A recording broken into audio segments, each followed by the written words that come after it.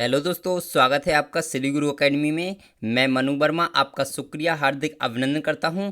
दोस्तों, आज का हमारा टॉपिक है बाल विकास एवं पेडागोजी के कुछ इम्पोर्टेंट क्वेश्चन कराने वाला हूं मैं आपके लिए। और दोस्तों, यह हमारी जो क्लास होगी वो महा मैराथन क्लास 20 होगी, जो आपकी बाल विकास की है। ठीक है दोस्तों, अब यहाँ पर बात करते हैं कि आज का जो सेशन है वो ध्यान रखिए स्पेशली फॉर सीटेट पेपर 1 के लिए है। ठीक है, ध्यान रखेंगे इस चीज़ के लिए। पेपर 1 के लिए स्पेशली मैंने इस प्रैक्टिस सेट के लिए बनाया गया है। तो दोस्तों चलिए हम स्टार्ट करते हैं आज का सेशन। ठीक है जी हाँ, बहुत बढ़िया दोस्तों, चलते हैं स्टार्ट करते हैं। लेकिन स्टार्ट करने से पहले यदि आप पहली बार वीडियो देख रहे हैं तो चैनल को सब्सक्राइब कर लीजिए और बेल आइकन को यानी कि घंटी वाले बटन को जरूर दबाइए, जिससे कि आपको नोटिफिकेशन प्राप्त होता रहे। ठीक है, तो चलिए दोस्तों स्टार्ट करते हैं और हमारा आज का सेशन। जी हाँ, पहला क्वेश्चन है बहुत ही जबरदस्त। ठीक है, इस क्वेश्चन को बताएंगे दोस्तों। शिक्षा मनोविज्ञान का अर्थ शिक्षा से जो सामाजिक और मनोविज्ञान से है, जो व्यवहार संबंधी विज्ञान ग्रहण करता है, यह कथन किसका है दोस्तों? बताना है आपको। स्किनर का, एलिस क्रो का, टेलफोर्ड का, या फिर आपका कोलसेनिक का। बताएं दोस्तों इस प्रश्न का उत्तर क्या होगा कि शिक्षा मनोविज्ञान का अर्थ शिक्षा से जो सामाजिक और मनोविज्ञान से है, जो व्यवहार संबंधी विज्ञान ग्रहण करता है, यह कथन किसका है? स्किनर का, एलिस क्रो का, टेलफोर्ड का, या फिर आपका कोलसेनिक का।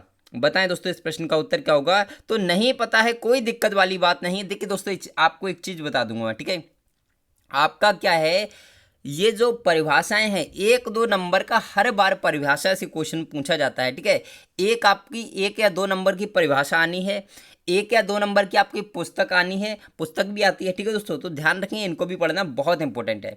अब हम बात करते हैं इस प्रश्न के आंसर की। तो ध्यान रखें, ये कहा है स्किनर ने। ठीक है, ध्यान रखेंगे स्किनर ने कहा है। और स्किनर के सिद्धांत का क्या नाम था? तो आपको क्रिया प्रसूत अनुबंधन का सिद्धांत किस पर प्रयोग किया? तो आपका वो चूहे पर प्रयोग किया था। ठीक है, आप सभी लोग जानते हैं। और एक और चीज, स्किनर की जो थ्योरी है उसे क्या कहते हैं? तो आपको आर टाइप थ्योरी। क्या कहते हैं? आर टाइप थ्योरी कहा जाता है दोस्तों, आपको यह भी ध्यान रखना है। ठीक है, चलते हैं अगले क्वेश्चन पर। हमारा अगला क्वेश्चन है क्रो एंड क्रो के अनुसार। क्रो एंड क्रो के अनुसार शिक्षा मनोविज्ञान की विषय वस्तु जिससे संबंधित है वो आपको बताना है किससे संबंधित है। ठीक है, शिक्षा के प्रक्रम में से गुजरने वाली व्यक्ति की प्रकृति से, सीखने को प्रभावित करने वाली दशाओं से, व्यक्ति के व्यवहार से, या फिर व्यक्ति का मानसिक जीवन से बताना है दोस्तों क्रो एंड क्रो के अकॉर्डिंग। ठीक है जी हाँ, बताएं। तो ध्यान रखिए, क्रो एंड क्रो आपका मोस्ट इंपोर्टेंट है दोस्तों। परिभाषाएं अधिकतर आपकी क्रो एंड क्रो से भी पूछी जाती हैं, गेट से भी पूछी जाती हैं, रॉस से पूछी जाती हैं। कुछ मतलब इंपॉर्टेंट मनोवैज्ञानिक हैं जिनसे परिभाषाएं पूछी जाती हैं। ठीक है, तो बताएंगे इस प्रश्न का उत्तर क्या होगा। तो ध्यान रखिए, according to Crow and Crow. ठीक है, क्या है? सीखने को प्रभावित करने वाली दशाएं हैं। ठीक है, शिक्षा मनोविज्ञान की विषय वस्तु सीखने को प्रभावित करने वाली दशाएं हैं, यानी कि option number B is the right answer. चलते हैं नेक्स्ट क्वेश्चन पर। हमारा नेक्स्ट क्वेश्चन है अंतर्मुखी व्यक्तित्व का प्रकार है। अंतर्मुखी व्यक्तित्व का प्रकार है दोस्तों शरीर रचना प्रकार, मनोवैज्ञानिक प्रकार, समाज शास्त्रीय प्रकार, या फिर इनमें से कोई नहीं। इस प्रश्न को आप गलत भी कर सकते हैं, लेकिन ध्यान रखिए दोस्तों, बहुत ही इंपॉर्टेंट क्वेश्चन है। इसको नोट कर लीजिए अपनी कॉपी में यदि आपको नहीं पता हो तो। ठीक है जी हाँ, बताएं इस प्रश्न का उत्तर क्या होगा कि अंतर्मुखी व्यक्तित्व का प्रकार है।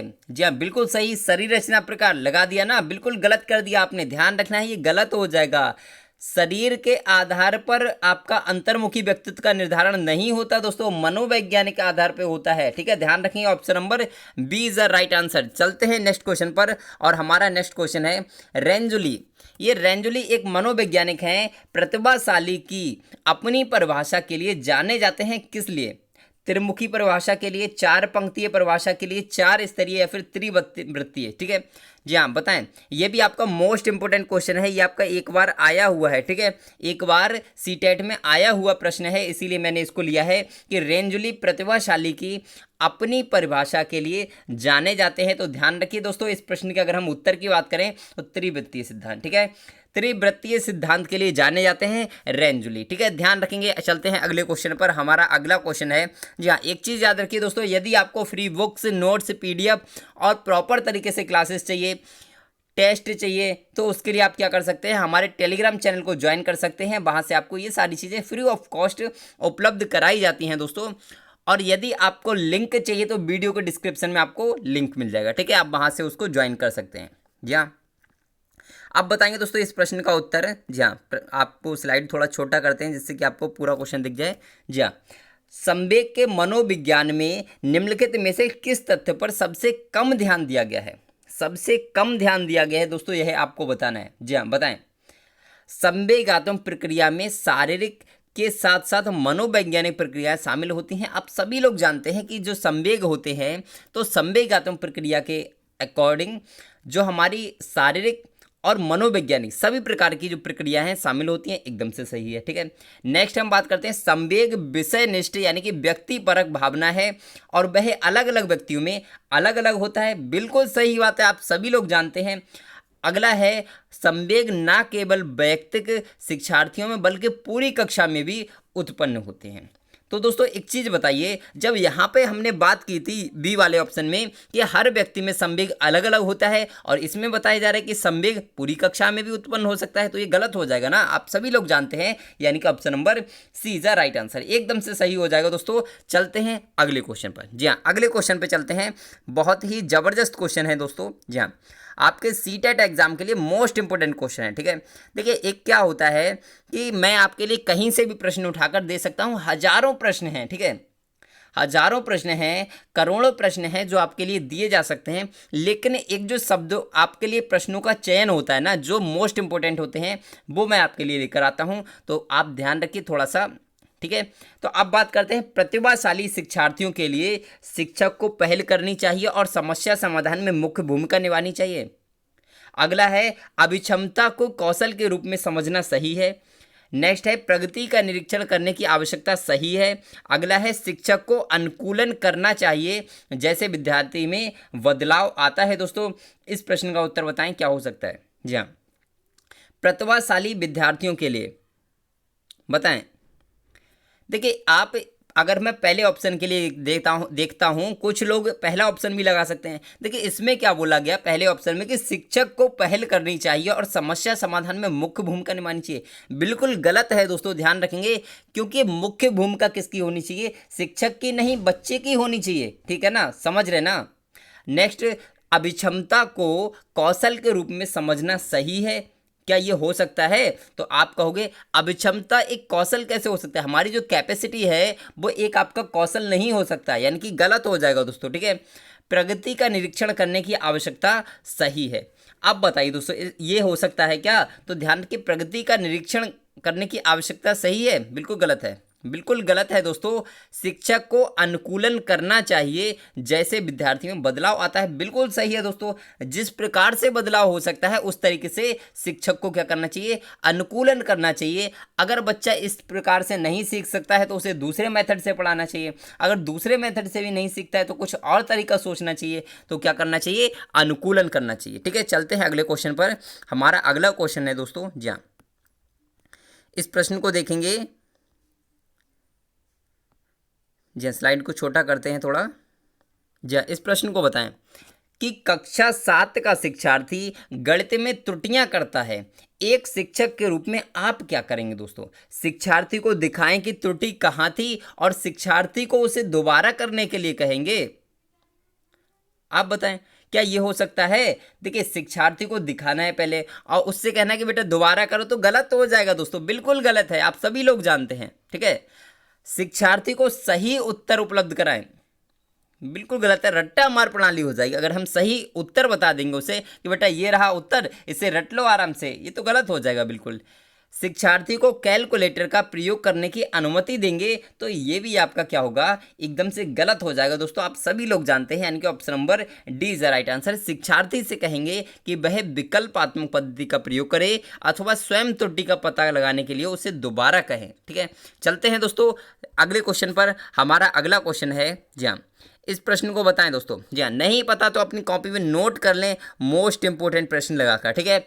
यह तथ्य कि बच्चों को सांस्कृतिक रूप से प्रासंगिक ज्ञान की आवश्यकता होती है निम्नलिखित में से किस व्यक्ति से संबंधित है? जी हाँ बताएं। कर पाएंगे दोस्तों? आप इस प्रश्न को जरूर कर पाएंगे। थोड़ा सा लॉजिक लगाने की जरूरत है कि यह तथ्य कि बच्चों को सांस्कृतिक रूप से प्रासंगिक ज्ञान की आवश्यकता होती है निम्नलिखित में से किस व्यक्ति से संबंधित है? तो बताएं इस प्रश्न का उत्तर। जी हाँ, देखिए आप समझ रहे होंगे सांस्कृतिक का मतलब क्या है, सामाजिक रूप से। तो समाज के बारे में किसने कहा? तो आप कहो वाइगोत्स्की ने कहा था। आप सभी लोग जानते हैं वाइगोत्स्की ने कहा था, सिंपल सी चीज है, ठीक है, आप सभी लोग जानते हैं। तो चलते हैं अगले क्वेश्चन पर, ठीक है दोस्तों। जी हाँ, हमारा अगला क्वेश्चन है निम्नलिखित में से कौन सा समाज में लिंग समानता का मानदंड हो सकता है? जी हाँ, स्लाइड को छोटा करना पड़ेगा, कोई बात नहीं। जी हाँ, देखिए अगर आपको दिखने में कभी भी प्रॉब्लम होती है ना, तो अपनी वीडियो का क्वालिटी बढ़ा लीजिए। यहाँ कोने में आपको 3 डॉट दिखेंगे, उन 3 डॉट पे क्लिक करेंगे तो वहाँ पे एक क्वालिटी का ऑप्शन आता है, वहाँ से आप उसको क्वालिटी को चेंज कर सकते हैं जिससे कि आपको अच्छा दिखने लगेगा, ठीक है। निम्नलिखित में से कौन सा समाज में लिंग समानता का मानदंड हो सकता है, यह आपको बताना है। क्या छात्राओं को विद्यालय से बाहर आयोजित प्रतियोगिताओं में भाग लेने की अनुमति दी जाती है? बताना है लिंग समानता का मानदंड बताना है कि किस प्रकार से हम लिंग समानता को लागू कर सकते हैं। विद्यालय में पुरुष और महिला शिक्षकों की संख्या की तुलना करना। देखिए मैं अगर आपको बताता चलूं तो पहले ऑप्शन की बात करते हैं, क्या छात्राओं को विद्यालय से बाहर आयोजित प्रतियोगिताओं में भाग लेने की अनुमति दी जाती है? तो ये आपका सही मानदंड नहीं है लिंग निर्धारण का, ठीक है। विद्यालय में पुरुष और महिला शिक्षकों की संख्या में तुलना करना भी नहीं है, ठीक है, किसी से कंपेयर नहीं करना है। नेक्स्ट है कक्षा 12 में लड़कों और लड़कियों द्वारा समान संख्या में प्राप्त विशिष्ट योग्यता। जहाँ क्या ये हो सकता है? तो ये भी नहीं होगा। इसमें क्या है, जब हम दोनों की एकदम से क्या करेंगे, योग्यता का निर्धारण करेंगे, तो ये आपका गलत हो जाएगा। कक्षा 12 तक पहुंचने वाले लड़कों और लड़कियों की संख्या की तुलना करेंगे तो ये हमारा लिंग समानता का एकदम से बढ़िया तरीके वाला आंसर हो जाएगा, ठीक है। क्योंकि इसमें हमने क्या किया, कक्षा 1 से और 12 तक पहुंचने वाले जो लड़के और लड़कियां हैं उनकी तुलना करनी है, कितने बच्चे यहाँ पर लड़के थे कक्षा 1 में, और पहुंचते पहुंचते जब तक 12 में पहुंचे तब तक कितने लड़कों ने छोड़ दिया विद्यालय और कितनी लड़कियों ने छोड़ दिया। तो ये आपका एकदम से समाज में लिंग समानता का मानदंड हो सकता है। दोस्तों चलते हैं अगले क्वेश्चन पर। हमारा अगला क्वेश्चन है बहुत ही महत्वपूर्ण प्रश्न है, ठीक है। जी हाँ, प्रगतिशील शिक्षा से प्रश्न आता है दोस्तों, तो ध्यान रखिए, ठीक है। अब हम बात करते हैं प्रगतिशील शिक्षा निम्नलिखित में से किस कथन से संबंधित है? परीक्षा मानदंड संदर्भित और बाह्य है। शिक्षक सूचना और प्राधिकार के प्रवर्तक होते हैं। ज्ञान प्रत्यक्ष अनुभव और सहयोग से उत्पन्न होता है। और लास्ट है आपका अधिगम तथ्यों के एकत्रीकरण और कौशल में प्रवीणता के साथ सीधे मार्ग पर चलता है। तो बताएं दोस्तों इस प्रश्न का उत्तर क्या हो सकता है? जी हाँ बताएं। तो देखिए प्रगतिशील शिक्षा की अगर मैं बात करूं तो परीक्षा मानदंड संदर्भित और बाह्य, ठीक है, ये आपका गलत हो जाएगा। यानी कि जो परीक्षा के जो मापदंड हमने जो बनाए हैं वो क्या है, बाह्य है, क्या बाहर से आता है कोई, गलत हो जाएगा, ठीक है। शिक्षक सूचना और प्राधिकार के प्रवर्तक है, बिल्कुल गलत है दोस्तों। आपका जो नेक्स्ट आता है ज्ञान प्रत्यक्ष अनुभव और सहयोग से उत्पन्न होता है, आप सभी लोग जानते हैं, ठीक है। क्योंकि ज्ञान जो होता है हमारे सामने, अगर देखिए अध्यापक हमारे सामने बैठकर अगर पढ़ाते हैं तो उस ज्ञान की बात ही अलग होती है, ठीक है। और यहाँ पर बात की सहयोग, तो सबसे इंपॉर्टेंट तो सहयोग आपको मिल जाता है। जहाँ पे सहयोग वर्ड मिल गया वहाँ पे आप फटाक से आंसर लगा दोगे, कोई दिक्कत नहीं होगी। ये आपका कीवर्ड है, ठीक है।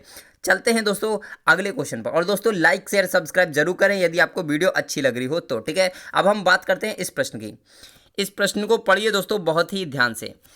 आप एक शिक्षक या शिक्षिका के रूप में रैगिंग और धमकाने के सख्त विरोधी हैं तथा इस संदर्भ में विद्यालय में पोस्टर लगवाते हैं तथा समिति बनवाते हैं। आपसे जुड़ने वाले किशोर जो इस विचार के दृढ़ विश्वासी हैं निम्नलिखित में से किस स्तर पर होंगे, ये आपको बताना है। अब यहाँ पर मैं आपके लिए सारे ऑप्शंस दिखा देता हूँ, ठीक है। जी हाँ, अब बताना है आपको वो किस स्तर पर होंगे। सामाजिक व्यवस्था बनाए रखने वाले स्तर पर, पारंपरिक स्तर पर, पूर्व पारंपरिक स्तर पर, या फिर उत्तर पारंपरिक स्तर पर। बताएं दोस्तों यह प्रश्न का आंसर क्या होगा।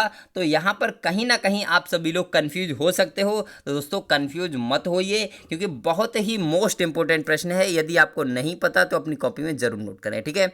आपको एक छोटी सी हिंट दूं, ये आपका जो प्रश्न है वो आपका कोहलवर्ग के सिद्धांत से रिलेटेड है, आप समझ गए होंगे। तो इस प्रश्न का उत्तर क्या होगा, तो कहीं ना कहीं समझ लीजिए दोस्तों, उत्तर पारंपरिक अवस्था में होगा, ठीक है। और कोहलवर्ग ने कितने प्रकार की अवस्थाएं दी थी, तो आपको 3 अवस्थाएं दी।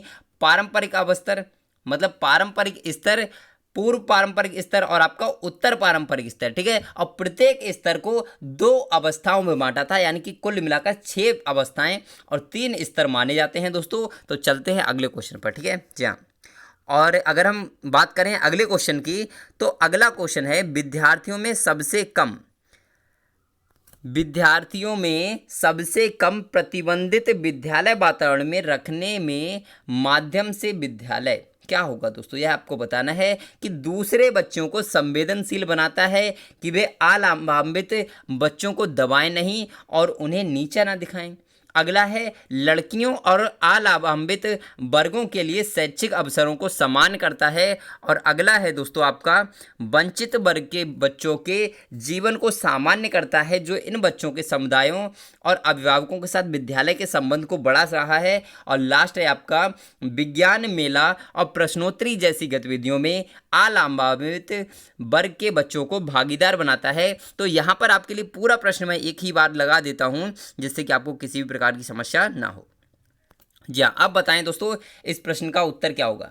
जी हाँ, तो ध्यान रखिए, शिक्षार्थियों में सबसे कम प्रतिबंधित विद्यालय वातावरण में रखने के माध्यम से विद्यालय क्या है दोस्तों, आपको बताना है। तो ध्यान रखिए, दूसरे बच्चों को संवेदनशील बनाता है, कि वे अलाभान्वित बच्चों को दबाएं नहीं और उन्हें नीचा ना दिखाएं, ठीक है। उन्हें प्रतिबंधित करना है बच्चों के लिए, कि वो किसी गरीब बच्चे को, यानी कि गरीब, देखिए अलाभान्वित का मतलब क्या है, कि जिसे लाभ ना हो रहा हो, ठीक है, तो उसे दबाएं नहीं और उसे नीचा दिखाने की कोशिश ना करें, यानी कि option number first is right answer. चलते हैं नेक्स्ट क्वेश्चन पर। हमारा नेक्स्ट क्वेश्चन है दोस्तों, जी हाँ, बहुत बढ़िया, ये प्रश्न आपका बहुत अच्छा है। प्रगतिशील शिक्षा के संदर्भ में सामान्य शैक्षिक अवसर से क्या अभिप्राय है दोस्तों, कि सभी छात्र किसी भी जाति, पंथ, रंग, क्षेत्र व धर्म के होते हुए भी समान शिक्षा प्राप्त करें। क्या ये हो सकता है, बताएं। तो आप सभी लोग जानते हैं, ये तो आपका समावेशी शिक्षा में होता है, प्रगतिशील शिक्षा में नहीं होता, ठीक है। सामान्य शिक्षा पाने की बात, अपनी क्षमताओं को सिद्ध करें, बिल्कुल गलत है दोस्तों, बिल्कुल गलत हो जाएगा। बिना किसी भेदभाव के समान पद्धतियों व सामग्रियों से शिक्षा प्राप्त करें, ये भी आपका किस में आता है, समावेशी शिक्षा में आता है। लेकिन ऐसी शिक्षा पाएं जो उनके लिए अनुकूलन हो तथा उनके भविष्य के कार्यों में सहायक हो, तो वो आपकी प्रगतिशील शिक्षा कहलाती है दोस्तों, ध्यान रखेंगे। और महात्मा गांधी आपके प्रगतिशील शिक्षा के क्या थे दोस्तों, सहयोगी थे, ठीक है। चलते हैं दोस्तों नेक्स्ट क्वेश्चन पर। हमारा नेक्स्ट क्वेश्चन है, जी हाँ बताएं, बच्चों को सीखने और सुनने के लिए अधिगम योग्य वातावरण के लिए निम्नलिखित में से कौन से उपयुक्त हैं दोस्तों, यह आपको बताना है। शिक्षार्थियों को यह छूट देना कि सीखना है और कैसे सीखना है, एक लंबे समय के लिए निष्क्रिय रूप से सुनना, निरंतर गृह कार्य देते रहना, और लास्ट है सीखने वाले द्वारा व्यक्तिगत कार्य करना। बताएं कि बच्चों को सीखने और सुनने के लिए अधिगम योग्य वातावरण के लिए निम्नलिखित में से कौन सा उपयुक्त है दोस्तों, यह आपको बताना है। तो यहाँ पर मैं बात करूँ निरंतर गृह कार्य देना, आप गलत कर दोगे इसके लिए। एक लंबे समय के लिए निष्क्रिय रूप से सुनना बिल्कुल गलत है। सीखने वाले द्वारा व्यक्तिगत कार्य करना बिल्कुल गलत है। Option number first is right answer. शिक्षार्थियों को यह छूट देना कि सीखना है और किस प्रकार से सीखना है, यानी कि यही आपका option number first is right answer. चलते हैं नेक्स्ट क्वेश्चन पर। हमारा नेक्स्ट क्वेश्चन है दोस्तों, जी हाँ बताएं, एक शिक्षक कक्षा के कार्य को एकत्र करता है और उन्हें पढ़ाता है, उसके बाद योजना बनाता है और अपने अगले पाठ को शिक्षार्थियों की आवश्यकताओं को पूर्ति करने के लिए समायोजित करता है, तो वह क्या कर रहा है दोस्तों, यह आपको बताना है। सीखने का आकलन, सीखने के रूप में आकलन, सीखने के लिए आकलन, या फिर सीखने के समय आकलन, ठीक है। बताएं, बताएं दोस्तों इस प्रश्न का उत्तर क्या होगा। तो कहीं ना कहीं इस प्रश्न के लिए आप मोस्ट इंपोर्टेंट लगा लीजिए। आपने कई बार इस प्रश्न के लिए देखा होगा तो आप कंफ्यूज भी हो रहे होंगे थोड़ा सा, तो ध्यान रखिए ये आपका सीखने के रूप में आकलन ये तो बिल्कुल नहीं है, और सीखने के समय आकलन नहीं है, मतलब सीखते टाइम आकलन नहीं हो रहा है। अब इसमें दो ऑप्शन बचे, पहला आपका सीखने की आकलन और दूसरा आपका सी है सीखने के लिए आकलन। तो ध्यान रखिए इसका ऑप्शन नंबर सी राइट होगा, सीखने के लिए आकलन किया जा रहा है। Option number C is a right answer. ठीक है, चलते हैं नेक्स्ट क्वेश्चन पर। बहुत ही अच्छा प्रश्न था दोस्तों, चलते हैं नेक्स्ट क्वेश्चन पर। यहाँ आपको थोड़ा सा आवाज़ में फ़र्क दिख सकता है, तो थोड़ा सा आप मैनेज करें, क्योंकि आप अभी जानते हैं थोड़ा सा प्रॉब्लम हो रही है मुझे। ठीक है, प्राथमिक स्तर पर मूल्यों की शिक्षा देने की सर्वोत्तम विधि कौन सी है? मूल्यों के महत्व को बताना, मूल्यों के पालन न करने पर दंडित करना, अध्यापक के व्यवहार में मूल्य स्थापना करना, या फिर उपरोक्त सभी। दोस्तों बताएं इस प्रश्न का उत्तर क्या हो सकता है। या ये आपका स्थापना होगा। ठीक है जी हाँ, बताएं। तो यहाँ पर आप सभी लोग जानते हैं option number D is the right answer, क्योंकि आपको डी दिखता है आप तुरंत से लगा देते हैं। लेकिन ध्यान रखिए इस प्रश्न में आपका डी नहीं होगा। ध्यान रखिए मैं आपके लिए बता देता हूँ इस चीज़ के लिए। बताएं कि प्राथमिक स्तर पर मूल्यों की शिक्षा देने की सर्वोत्तम विधि क्या है। देखिए मूल्यों के महत्व को बताना ये आपकी बढ़िया विधि नहीं है दोस्तों, गलत हो जाएगा। अब ये गलत हो गया तो इसीलिए मैंने कहा था डी वाला ऑप्शन सही नहीं है। मूल्यों के पालन ना करने पर दंडित करना, दंडित नहीं करना है, दंड नहीं देना है, पुरस्कार नहीं देना है। ठीक है, किसी भी प्रकार से अलग नहीं करना है बच्चों को, यानी कि option number C is the right answer. अध्यापक के व्यवहार में मूल्य स्थापना करना, यही आपका क्या है, प्राथमिक स्तर पर मूल्यों की शिक्षा देने की सर्वोत्तम विधि है। चलते हैं अगले क्वेश्चन पर। जी हाँ, एकदम से सही। अब बताइए दोस्तों इस प्रश्न का उत्तर क्या होगा कि मूल्यों के वर्गीकरण में सम्मिलित नहीं है। दोस्तों आध्यात्मिक मूल्य, एन केन प्रकारेण धनार्जन का मूल्य, नैतिक मूल्य, या फिर सांस्कृतिक मूल्य। देखिए दोस्तों एक चीज़ मैं आपसे के लिए कहना चाहूँगा कि आप क्या होता है कि आपने एक क्वेश्चन देखा और क्वेश्चन देखने के बाद फटाक से आगे बढ़ जाते हैं। ठीक है, तो ध्यान रखिए आगे ना बढ़ें दोस्तों, एकदम से क्वेश्चन को बहुत ही शांति से सुने। आप देखते हैं मैं एक क्वेश्चन में ज़्यादा से ज़्यादा 1 मिनट का टाइम लेता हूँ, 1 मिनट से ज़्यादा टाइम नहीं लेता, तो 1 मिनट तक तो आप रुक ही सकते हैं ना।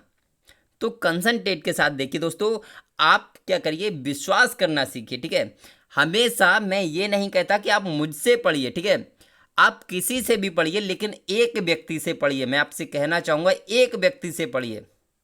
आप 10 के चक्कर में भागेंगे, आप कहीं के नहीं रहेंगे। ध्यान रखना है आपके लिए, एक व्यक्ति आपके लिए जितना करा रहा ना उतना आपको कंफर्म कर लेना है, उसमें से आपका गलत नहीं होना चाहिए। ये चीज़ अपने अंदर कैपेसिटी में लाइए। ठीक है, तो इस प्रश्न के उत्तर की बात करेंगे तो एन केन प्रकारेण का मूल्य जो है आपका, वो आपका मूल्यों के वर्गीकरण में सम्मिलित नहीं होता।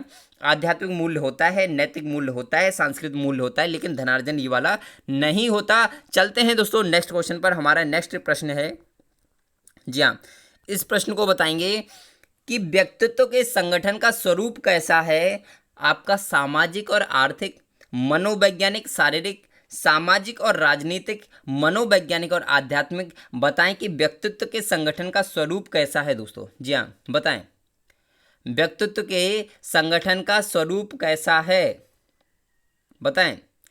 तो ध्यान रखना है व्यक्तित्व की बात की जा रही ना, तो यहाँ पर व्यक्तित्व कहीं ना कहीं आप सभी लोग जानते हैं हमारी ह्यूमन बॉडी से रिलेट करता है, क्योंकि ह्यूमन बॉडी ही नहीं होगी तो व्यक्तित्व कहाँ से आएगा, पर्सनालिटी कहाँ से बनेगी दोस्तों। ठीक है, अब चलते हैं दोस्तों, यानी कि option number B is the right answer. एक क्वेश्चन ये आता है कि व्यक्तित्व जो शब्द है वो किस शब्द से बना है। ठीक है, तो इंग्लिश में हम इसको कहते हैं पर्सनालिटी। ठीक है, और पर्सनालिटी शब्द जो है वो पर्सोना से बना है, लैटिन भाषा के शब्द पर्सोना से बना है, जिसका अर्थ होता है मुखौटा। ठीक है दोस्तों, चलते हैं नेक्स्ट क्वेश्चन पर।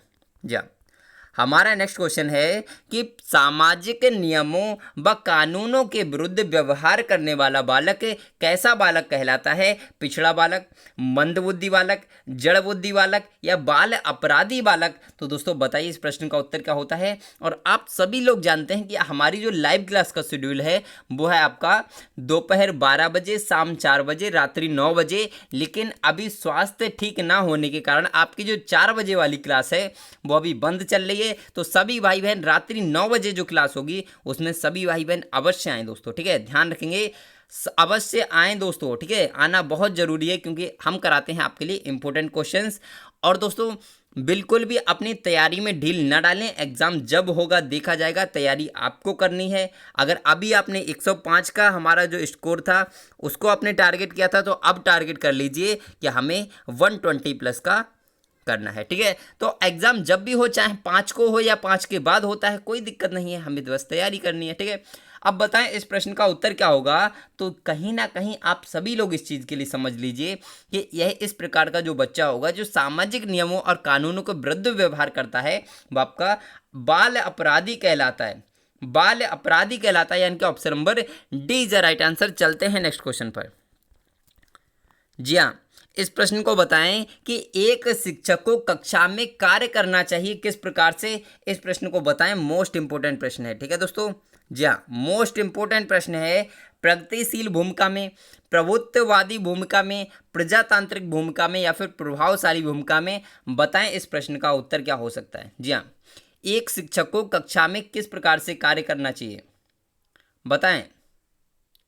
तो ध्यान रखिए दोस्तों, एक शिक्षक को कक्षा में प्रगतिशील भूमिका की में कार्य नहीं करना चाहिए, ध्यान रखना है। ये नहीं होगा भाई बहनों, गलत मत करो। प्रभावशाली नहीं होगा, प्रभुत्ववादी नहीं होगा, यानी कि ऑप्शन नंबर कौन सा हो जाएगा, सी इज द राइट आंसर। यानी कि प्रजातांत्रिक भूमिका में करना चाहिए, जिससे कि बच्चा एकदम से स्वतंत्र हो, वह अपनी जो क्वेश्चंस हों उनको पूछ सके, ठीक है दोस्तों। और दोस्तों वीडियो को लाइक शेयर सब्सक्राइब करना मत भूलिए, क्योंकि हम बात करते हैं यहाँ पे सिर्फ और सिर्फ शिक्षक भर्ती की, ठीक है। टारगेट रखा है हमने हमारा सीटेट। अब बात करते हैं, एक शिक्षक की सबसे महत्वपूर्ण चुनौती क्या है।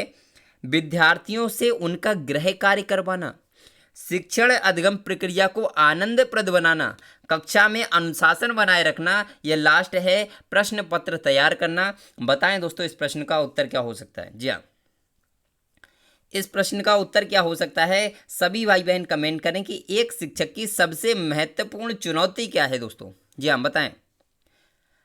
तो विद्यार्थियों से उनका गृह कार्य करवाना, रट्टा मार प्रणाली नहीं करवाना है, ध्यान रखना है, ये चुनौती नहीं है। अगला है अधिगम, शिक्षण अधिगम प्रक्रिया को आनंदप्रद बनाना, यानी कि बिल्कुल सही है दोस्तों, यानी कि option number B is the right answer, बिल्कुल सही होगा। आपकी जो शिक्षण अधिगम प्रक्रिया है उसको एकदम से इंटरेस्टिंग बनाना है, ठीक है। यही एक महत्वपूर्ण चुनौती है दोस्तों, ठीक है, ध्यान रखेंगे इस प्रश्न के लिए। तो यह आपका राइट आंसर हो जाएगा। अब दोस्तों ये बताइए आपको प्रश्न कैसे लग रहे हैं आज के, ठीक है। प्रश्नों का जो चयन है कैसे लग रहे हैं, ध्यान रखिए, आपके स्पेशली सीटेड पेपर 1 के लिए है, ध्यान रखेंगे, ठीक है दोस्तों। तो दोस्तों आप सभी लोग जानते हैं, ज़्यादा नहीं बोल सकता, अभी थोड़ी सी प्रॉब्लम है, आप सभी लोग जानते हैं। तो आज का सेशन मैं इतना ही रखूँगा।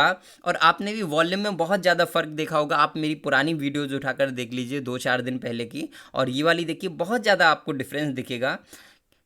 तो आपको टेंशन नहीं लेना है, मैं जैसे ही एकदम से बिल्कुल स्वस्थ होता हूँ आपकी 4 बजे वाली क्लास भी स्टार्ट करूँगा। लेकिन अभी आपकी केवल और केवल 12 बजे और आपकी रात्रि 9 बजे वाली क्लास चलेगी, ठीक है। तो आप परेशान मत होइए, तो ध्यान रखिए, ठीक है। तो दोस्तों आपको वीडियो कैसी लगी कमेंट करके ज़रूर बताइए, और एक चीज़ और, रात्रि 9 बजे आना मत भूलिए, ठीक है दोस्तों। अब चलते हैं, आज के लिए बस इतना ही रखते हैं, फिर मिलते हैं एक नेक्स्ट वीडियो में नेक्स्ट टॉपिक के साथ। तब तक के लिए हंसते रहिए, मुस्कुराते रहिए और तैयारी करते रहिए दोस्तों, ठीक है। तो चलिए बाय बाय दोस्तों।